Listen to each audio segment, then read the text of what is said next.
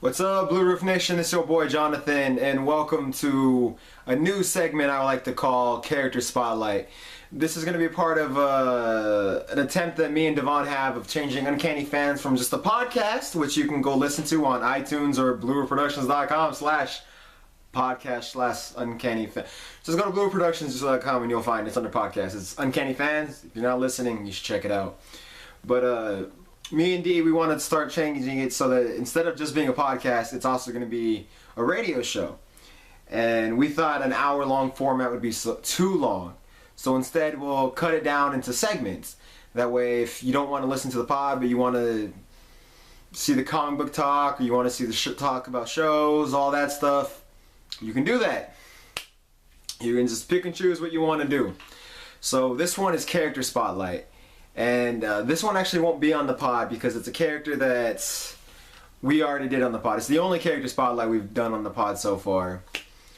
It's Scott Summers AKA Cyclops, my favorite X-Men. Why is Cyclops my favorite X-Men? Well, because I feel he's underrated. I don't think people give him the props or respect that he deserves. People, they underestimate him. Everyone's like, Wolverine is so amazing. Wolverine's not amazing. When we get to the Wolverine one, I will have fun with that because we'll talk all about how he. That's for next time. All right, check it out. Well, I don't know next time. Whenever I get to Wolverine, the Cyclops. Back to the man of the hour. Now, I have a love-hate thing with Cyclops. When I was a kid, like most people who grew up during the '90s, I was introduced to the X-Men through the amazing TV show, the cartoon, the X-Men animated series. And on that show, Cyclops left Beast and Morph to die, and I hated him for it. I hated him for it. And I was like, I'll never like Cyclops. And I kept with that for a long time. Until Marvel made him a badass. There is not a more badass character in the Marvel Universe with the possible exception of Doctor Doom, because Doctor Doom is a G. You can't outdo Doctor Doom. Got into an argument with this girl at school today about Doctor Doom. Doctor Doom will kick all y'all people's ass and come back for seconds because he's Dr. Victor Von Doom. Come on now. But Cyclops. We're on Cyclops. I keep getting lost. Cyclops. Now check it. So I'm going to just give a brief history of Scott Summers. So his dad, he was on a family trip with his dad and his mom and his little brother Alex, who turns into Havoc, in case you guys don't know. And the plane started going down, and there was one parachute left. So his dad, who is the leader of the Starjammers, in case you guys didn't know, you should check out the Starjammers, they're awesome. He put the parachute on Scott, told him to hold his little brother, and pushed him out of the plane. The parachute didn't work quite as well as it should have. Scott hit his head, and that's why he can't control his optic blasts. Because whatever part of his brain was supposed to control that got damaged in the fall. Sucks, right? So he went to orphanages. He had a troubled youth until he was found by one Charles Xavier. He became the first of the X-Men. So once he became an X-Men, you know, Xavier kind of treated him as a son, and he was Xavier's chosen successor. Xavier was always like, you're going to lead the team. And you read those early issues, you can really see it. Like, Cyclops is trying really hard to be Xavier Jr., and Xavier keeps giving him all this responsibility, and it puts him at odds with everyone else on the team. Except for Jean Grey, who he, of course, starts to fall in love with, just like everybody else. But, so, you know, there's some troubled times. And then he meets his brother, Alex, who, I mean, he already knew him, but, you know, he meets him again, and he has powers of his own. It's pretty cool, you know, like long lost brothers. And the one thing you got to understand about the X-Men as a whole is that it is a soap opera. It is a soap opera that has been moving forward since the 60s, and it has never stopped. And if you don't jump on early on in the 60s, you will never understand what the hell's going on.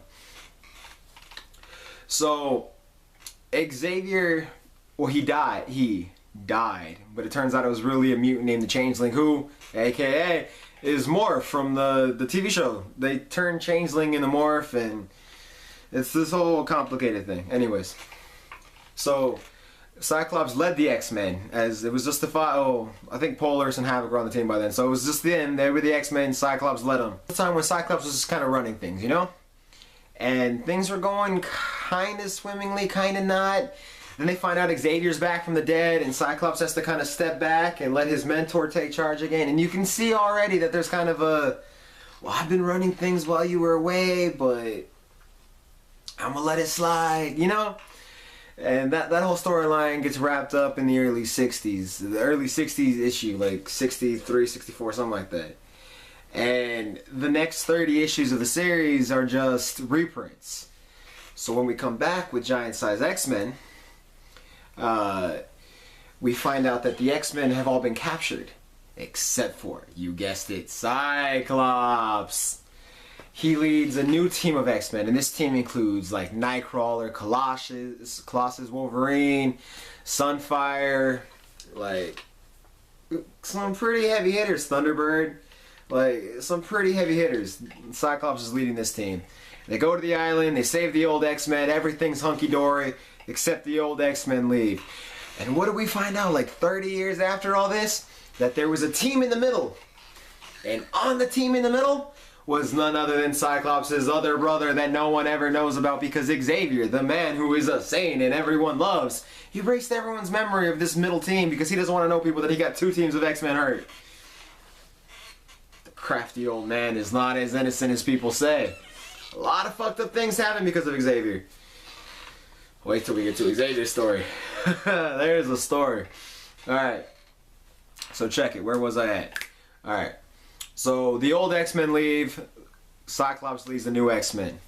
Eventually, they have to go to space because the Sentinel program is getting worse. And while they go, none other than Jean Grey comes with them.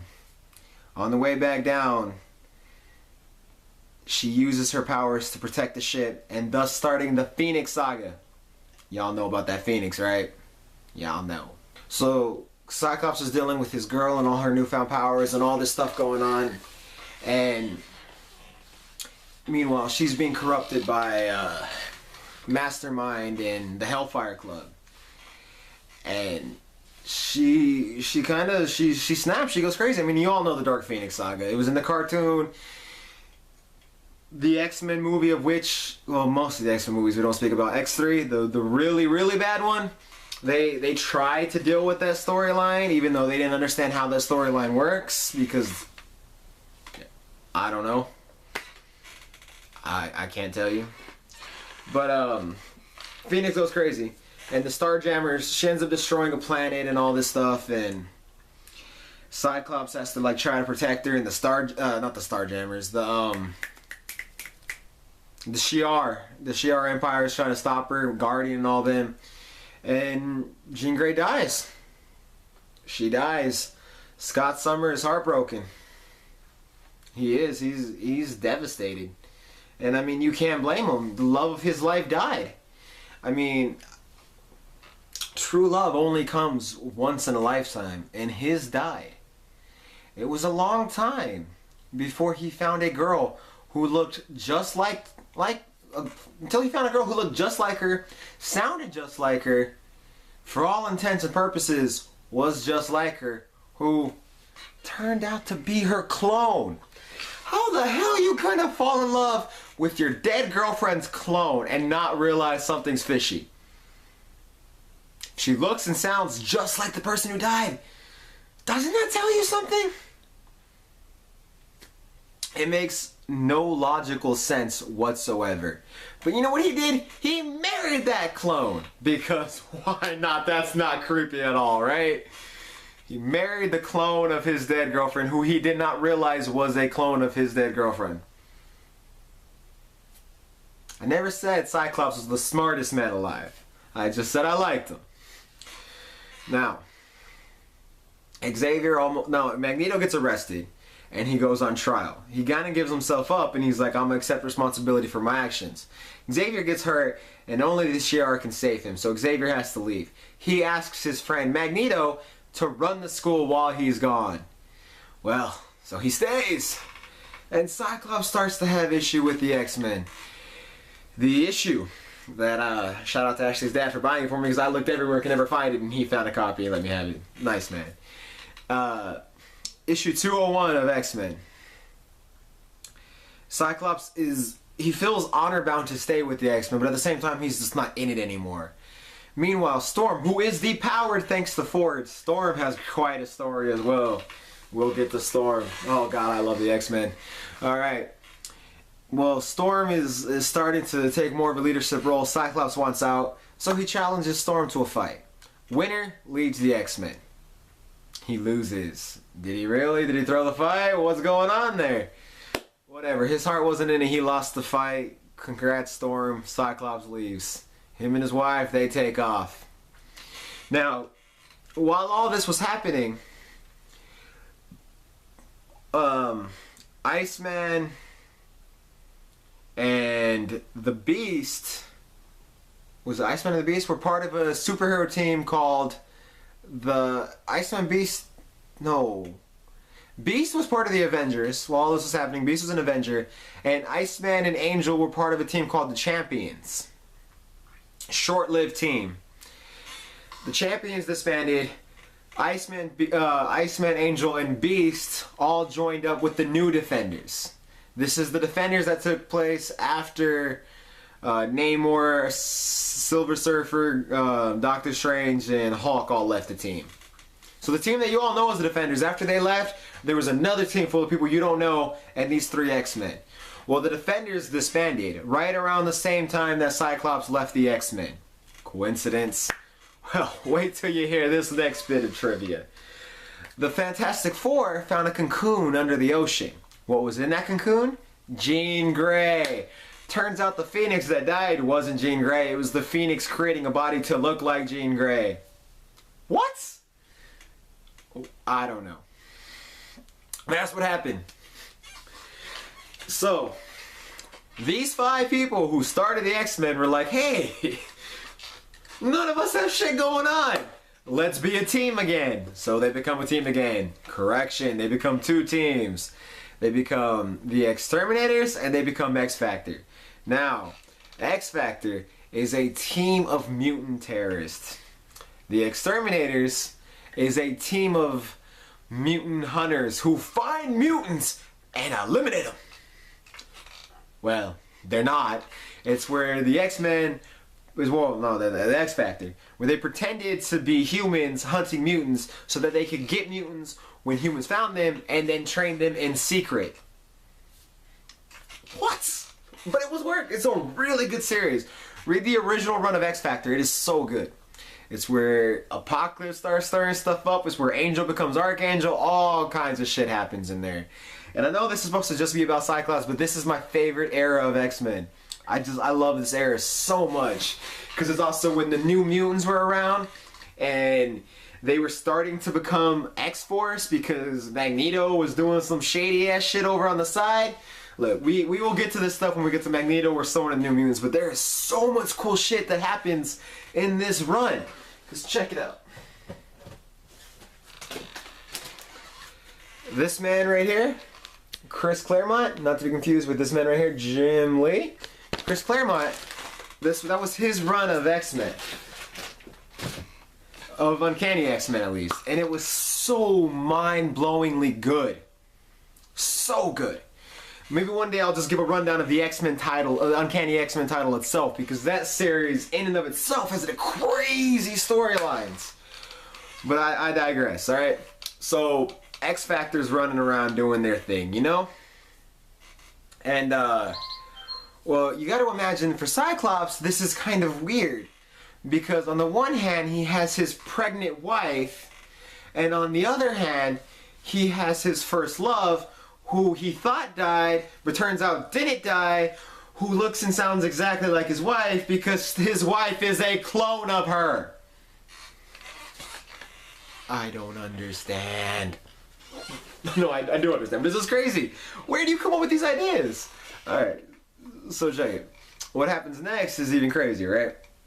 So, the baby gets the techno-organic virus, which is a virus where machines start to take over your body. So Cyclops has to send his son, Nathan, into the future. I haven't read this series, but there's a series where Cyclops and Jean Grey go into the future and raise the son. That son comes back. You know who that son is? That son is Cable. For those of you who don't read comic books, Deadpool, in the sequel, Cable's gonna be his best friend, because Cable's the shit. If you don't know Cable, you don't know comics. Go find Cable. Anyways, so Cyclops leaves his wife for Jean Grey. Asshole move, right? His wife goes and becomes the Demon Queen. She did not take being dumped easy. Madeline Pryor, you should look her up. She looks just like Jean Grey, go figure. So eventually there's all this kind of problems on Genosha. And X Factor goes, X Force goes, and the X-Men go. And at the end of it, Xavier comes back. What? And he wants to reform the X-Men. Now, this is a time when X Factor becomes what you know it as, with strong guy, multiple man, all that stuff. Because all the other people go back to the X-Men. And now there's two teams. There's the red team, and no, there's the blue team and the gold team. And so Cyclops leads one team, and Storm leads one team. And everything's going pretty swimmingly, you know? Him and Jean end up getting married. Everything's hunky-dory. This is the 90s X-Men. This is when the X-Men look like they did in the cartoon. This is also when that comic book that I just showed you, X-Men #1, came out, which sold more copies than any other comic book ever. And I have it signed by the writer and the artist. What? Alright. Anyway. Jim Lee's autograph I got for free. Chris Claremont's I got for $5. How bad is that? I bought the book for 50 cents at a fucking half-price bookstore.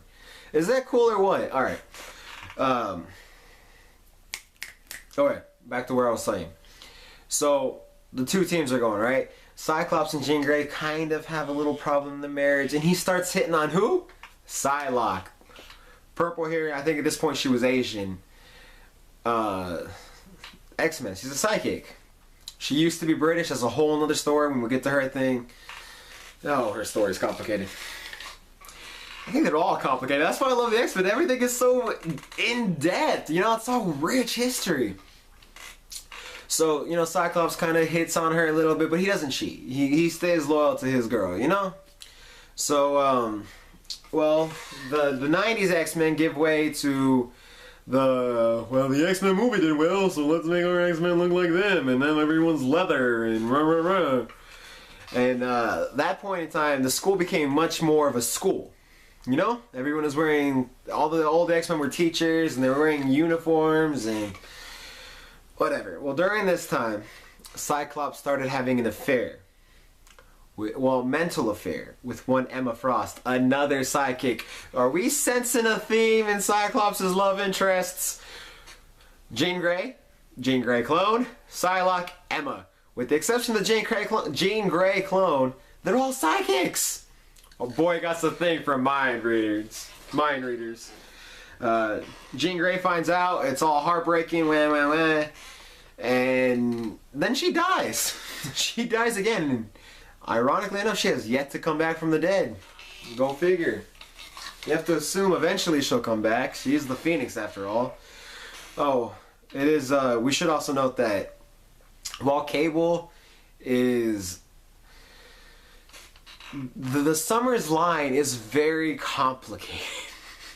So Cable is Cyclops is Scott Summers' son with Madeline Pryor, who is a clone of Jean Grey. So biologically he's Jean Grey's son, but not really. She didn't give birth to him. Her clone gave birth to him, you know? But now, there is another member of the X-Men who came from an alternate future named Rachel Grey. She is Phoenix too. She's also the Phoenix, and she can control it a hell of a lot better than her mom ever could. But she is Cyclops and Jean Grey's daughter from an alternate future. Now, there's a third member of this kind of children of theirs, and he is from the Age of Apocalypse timeline. Now, he's not their son, but Sinister took DNA from this version of from the Age of Apocalypse Cyclops and the Age of Apocalypse Jean Grey, and he fused them together, and then we have X-Man, who is possibly the strongest mutant of all time. Summer's blood, man, I'm telling you. So, yeah, the Summers children are fucking intense. Alright, so, Jean Grey dies, Cyclops mourns a little bit, but not for too long before he, like, shacks up with Emma Frost. Meanwhile, Xavier, everything comes out about what Xavier did. About, back in the day when he made everyone forget about that middle class of X-Men. And people aren't too happy with it.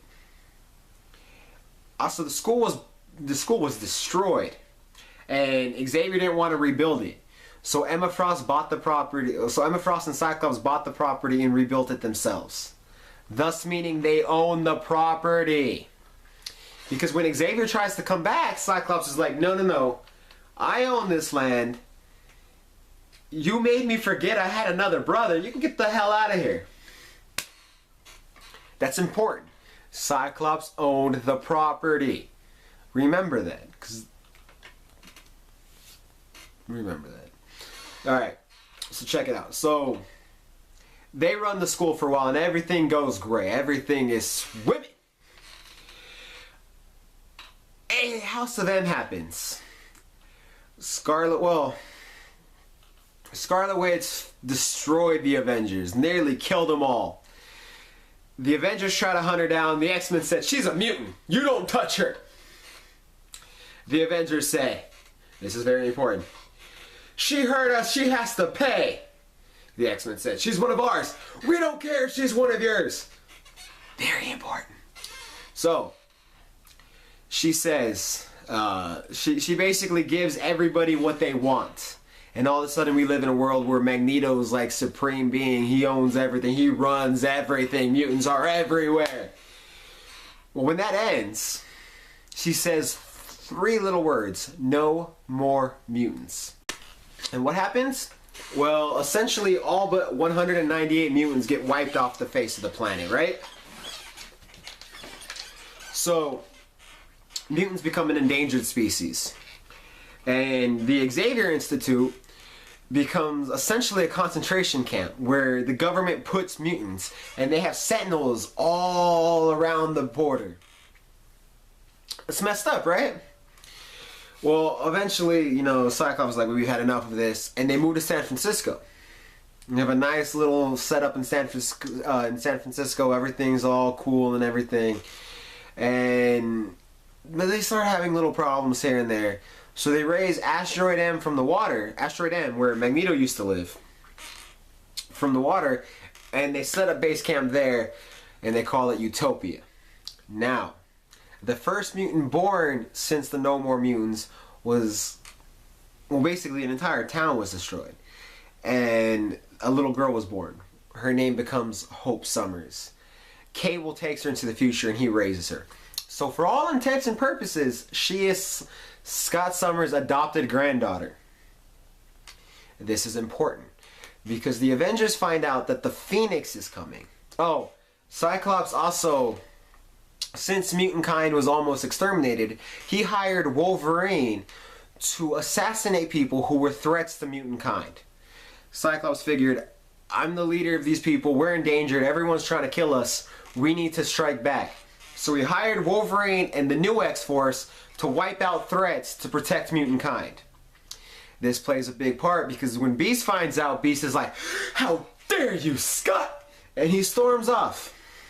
Meanwhile, when he finds out that Wolverine was a part of it, and Cyclops felt bad and told Wolverine, stop, don't do this anymore, we're done. It was wrong for me to ever start this, we need to stop it. Wolverine said, sure, Scott, and then he kept on doing it. When Beast found out, even when he found out that Wolverine was still doing it, he was like, well, it's you, Wolverine, we gotta expect it. But Scott never suggested it. What? It's okay for Wolverine to kill people, but it's not okay for Scott to hire Wolverine to kill people? Can we say double standards? Can we? Double standards. It's bullshit. It's bullshit. It is. That's what it is. It's bullshit. Anywho.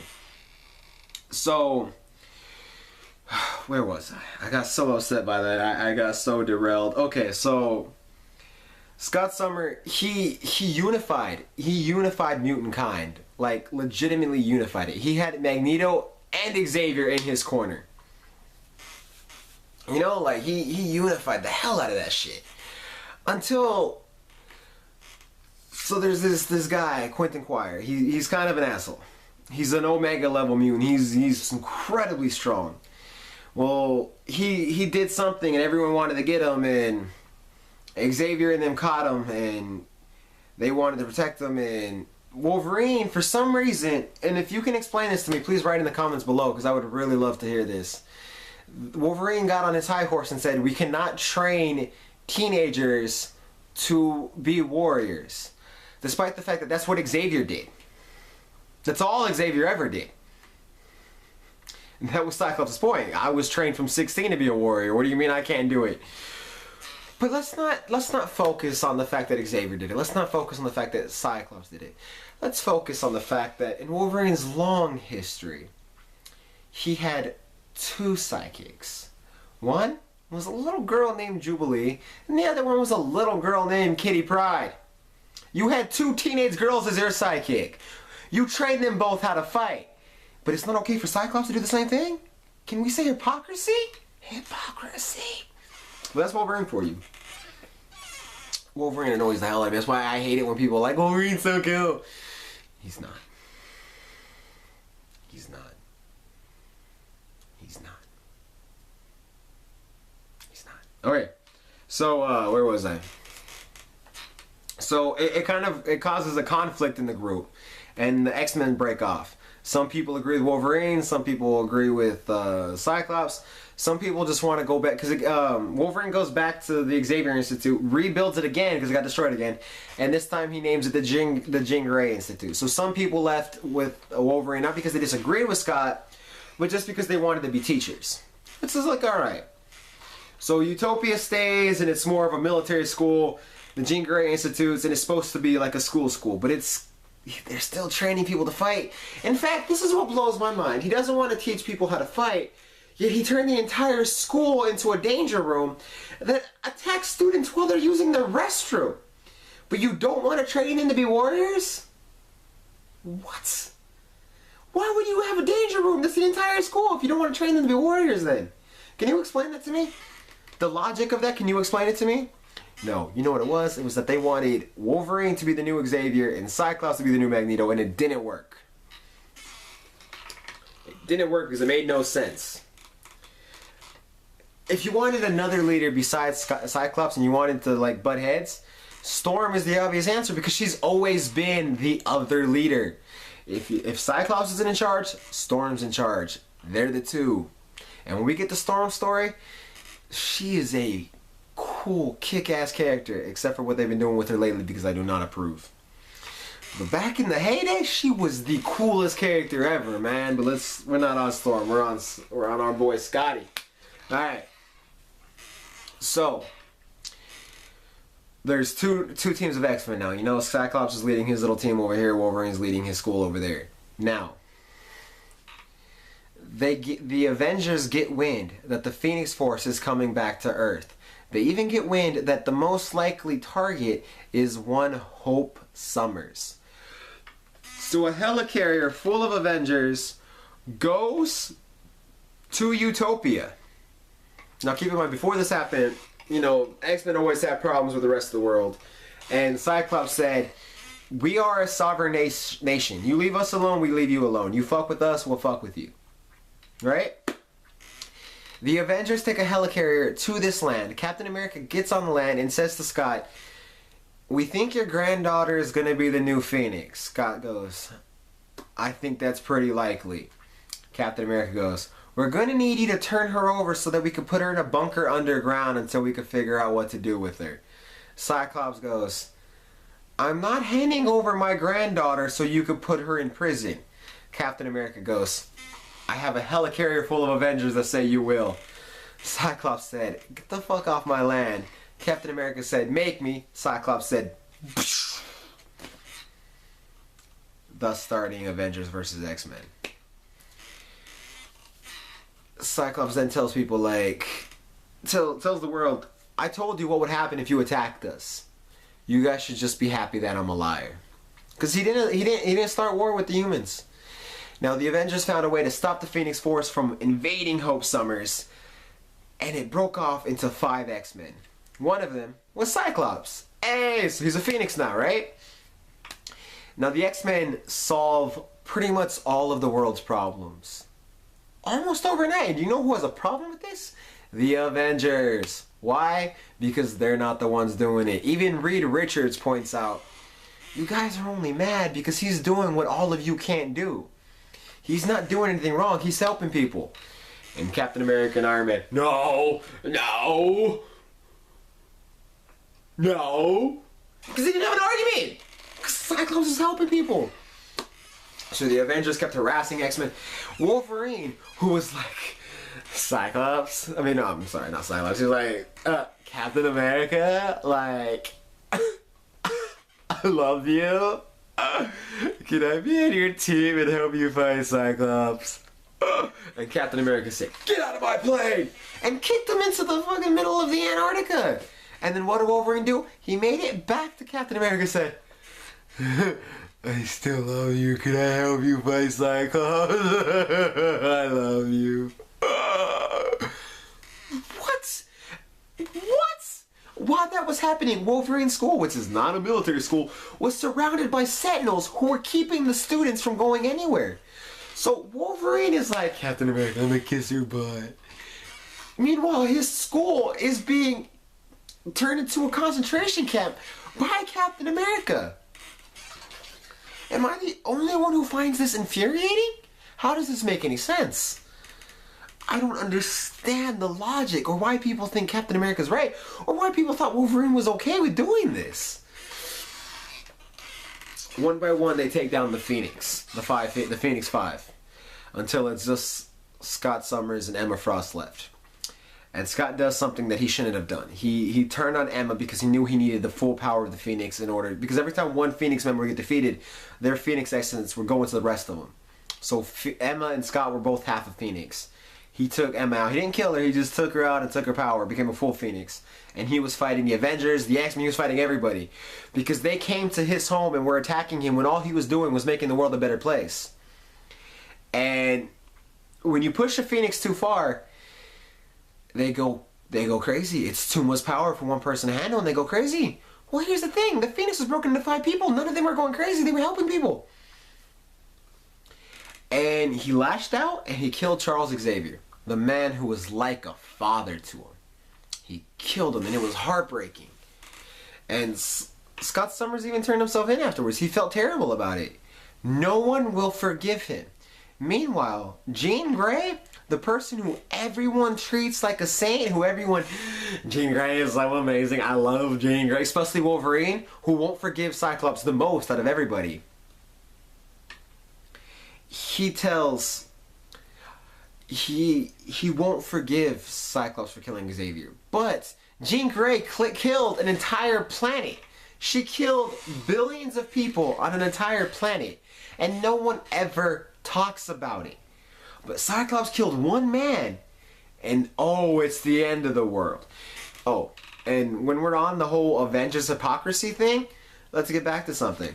So, Scarlet Witch, when she almost wiped out the Avengers and the X-Men was like, she's a mutant, let us handle it. The Avengers like, fuck you, she's our problem. You stay the hell away. Okay, so when Scarlet Witch commits genocide against mutant kind and the mutants were like, we want to confront her, the Avengers said, no, you can't confront her. It makes me really mad because when they arrest Cyclops, they won't forgive Cyclops for being possessed by the Phoenix because he was possessed. But everyone who's condemning Cyclops is raving about how, oh, you can't judge Scarlet Witch because she had a mental breakdown and it's okay because she's better now. Hypocrisy! I don't understand how anyone, I mean, the movies I love, mainly because they are amazing movies written by the one and only Joss Whedon, who I love. But in the comic books, how the hell do you like the Avengers? Because they're assholes. They are assholes who are fascists. Oh, they make me so mad. Alright, so check it out. So Cyclops breaks out of prison. He creates a new underground school, which he dubs the Xavier Institute. Pisses everybody off. And, you know, he's doing his own thing. And he talks about a mutant revolution.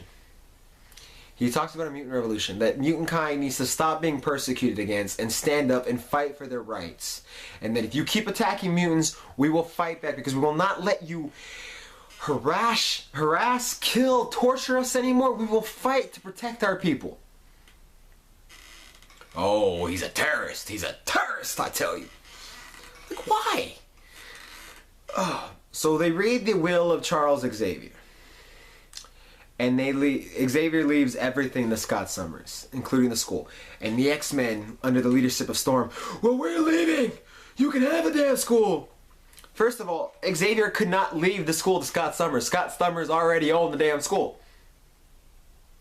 How do you... You have a house. I die. And I leave in my will, your house. How does that work?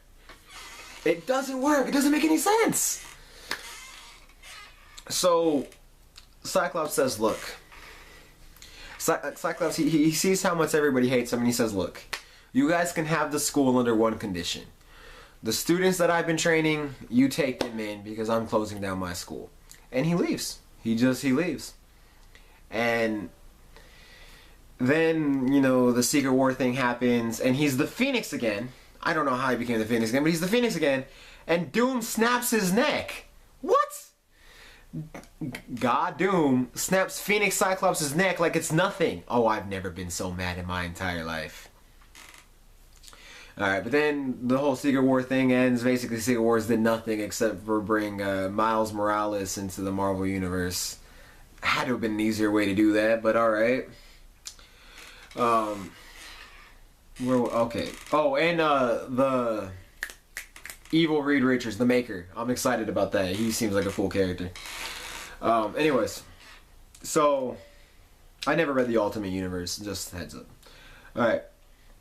So Cyclops, he calls every mutant to the steps of the White House to Washington.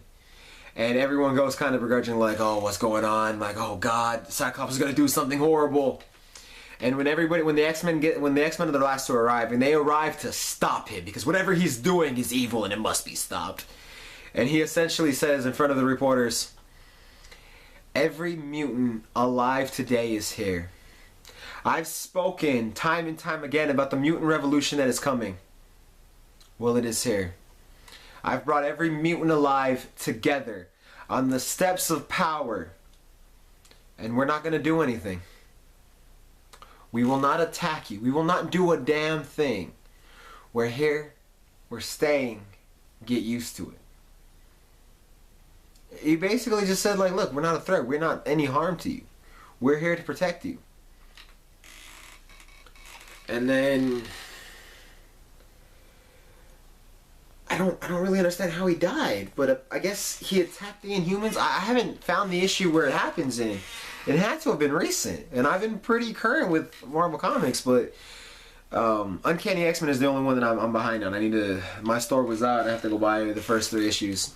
But apparently he attacked the Inhumans because the Black Bolt, before Secret Wars, sent out a Tajarian mist all over the planet, and apparently it's killing mutants and sterilizing them. Why? Because Fox owns the rights to the X-Men, and Marvel is mad about it. So Cyclops goes to confront the Inhumans and dies. And now everyone's like, he's a terrorist! He's a horrible human being! Ah! I just don't understand why everyone has to demonize Scott Summers when he has never done anything but help mutant kind. He's done more than Xavier. He's done more than Magneto. He's done more than anybody else has ever done. But here's what makes me the most mad out of everything. Storm. In the same issue that she condemned Scott Summers in the beginning of a speech, during which she essentially gives the same speech Scott gave before AVX that says, if you mess with us, we will mess with you. She condemns Scott and then adopts his philosophy while still saying that he's an evil asshole. You're saying the same thing he said. What makes you any better than him? You're worse. Because at least Scott had the decency to feel bad about what he was doing, knowing that it was the only way that he could protect his people. You're a hypocrite. I don't understand how Marvel Comics turned Storm, a character who I loved and adored, into someone I hate. Turn Captain America, who used to be my favorite character, into someone I hate. Why do you keep turning these people I like into people I hate? Scott Summers was right. Scott Summers is a good, honorable man, and Marvel Comics needs to hurry up and bring him back from the dead and have everyone realize that he was a good, honorable man who did good things. I love Scott Summers. Alright, so this was the first episode of Character Spotlight. If there's a particular, every week I will talk about a different character and give you a rundown of their history. If there's a character that you guys want to talk about, put it in the comments below. You can tweet me at Goodheinz, Gutheinz on the Twitters. You can follow us on Facebook on Uncanny Fans or Blueroof Productions page. And take it easy, Blueroof Nation.